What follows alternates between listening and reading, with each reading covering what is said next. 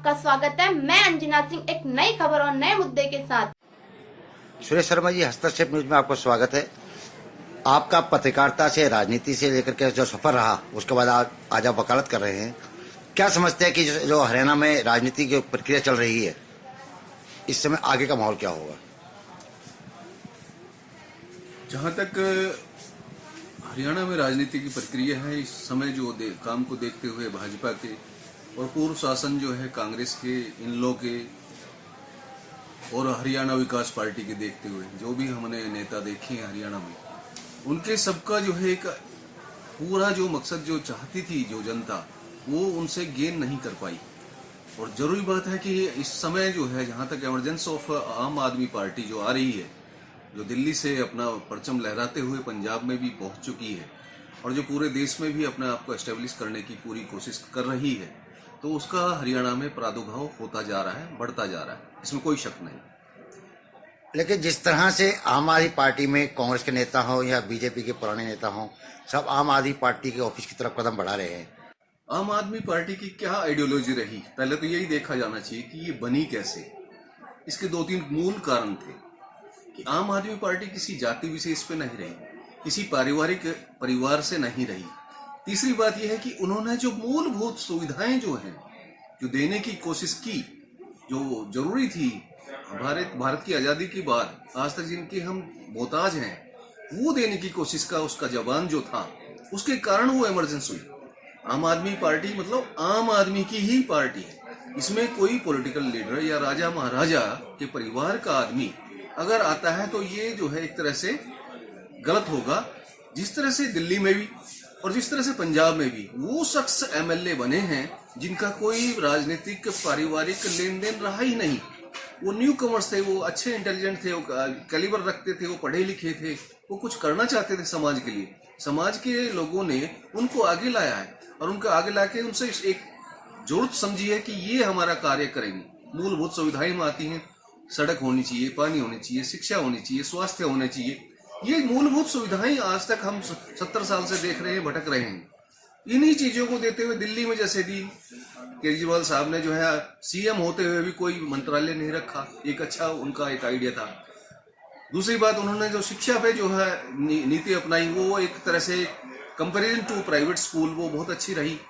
स्वास्थ्य के लिए उन्होंने जो क्लिनिक्स, मोहल्ला क्लिनिक्स बनाए, जो जगह जगह हर जगह उन्होंने क्लिनिक खोल दी, जो सुविधाएं मुफ्त में दी पब्लिक को, उससे जो है पब्लिक वाकई में उनके फेवर में आ गई।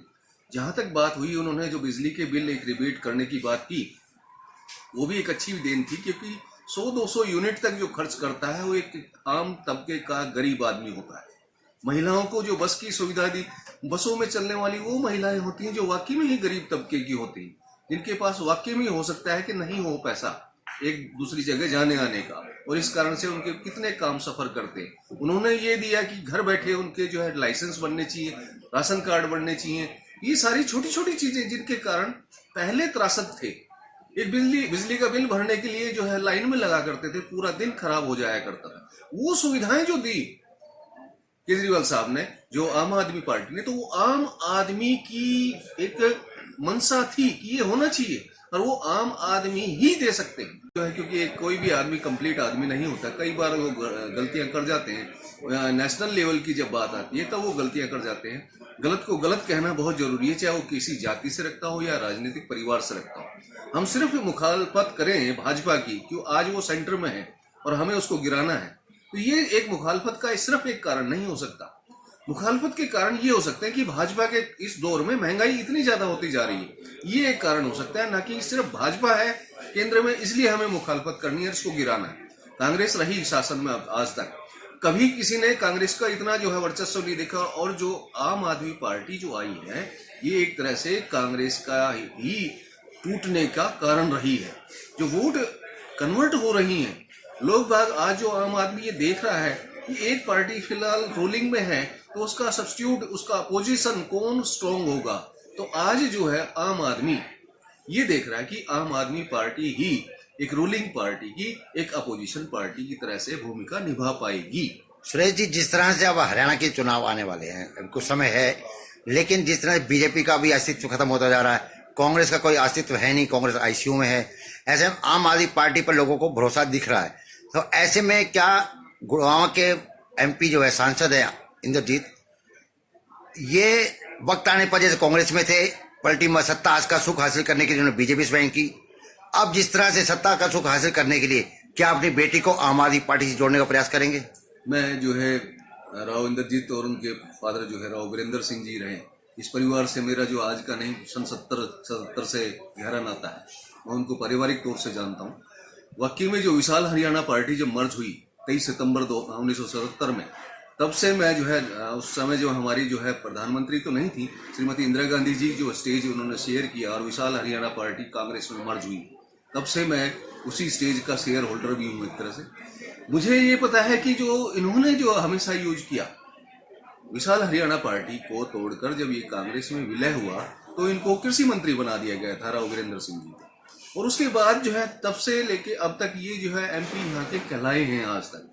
पर कितनी देन कर पाए हैं, मैं फिलहाल ये तो मानूंगा कि इस बार जो है कुछ इनका जो है बना है। इन्होंने जो रेल की जो डिमांड थी, जो सड़क की डिमांड थी, थोड़ा बहुत इंद्रजीत साहब जो है कर रहे हैं, पर पूरी तरह से आज तक एक एमपी का दायित्व वो पूरी तरह से नहीं निभा पाए इस इलाके के लिए।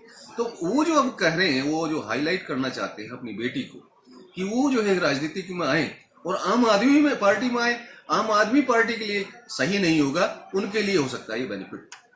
मतलब आप मानते हैं कि अगर इंद्रजीत अपनी बेटी को आम आदमी पार्टी में जोड़ता है तो आम आदमी पार्टी के लिए नुकसानदायक हो सकता है? हाँ, उसके लिए ये सही नहीं हो सकता। नुकसानदायक तो रिजल्ट है, क्योंकि एक पूरा जो अहिरवाल क्षेत्र है ये सही बात है। मैं बता रहा कि इसकी पॉलिसी आम आदमी पार्टी की थी कि आम आदमी ही बने, तो आम आदमी को देखते हुए कि एक पारिवारिक जो राजनीतिक परिवार रहे हैं, राजा परिवार रहे हैं, उनको अवॉइड किया गया है इस पार्टी में। तो ये समझा जाए कि आम आदमी पार्टी को यदि दक्षिण हरियाणा में अपना अस्तित्व बनाए रखना है तो इंद्रजीत के परिवार से को उनकी बेटी को पार्टी से दूर रखना होगा।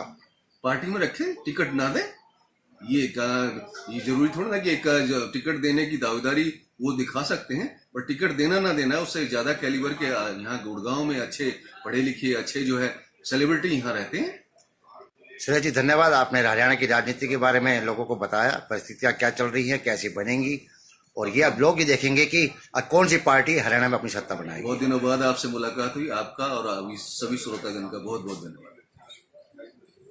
अरे हस्तक्षेप.न्यूज़.in को सब्सक्राइब करना ना भूले। हम फिर मिलेंगे एक नई खबर और नए मुद्दे के साथ, तब तक के लिए नमस्कार।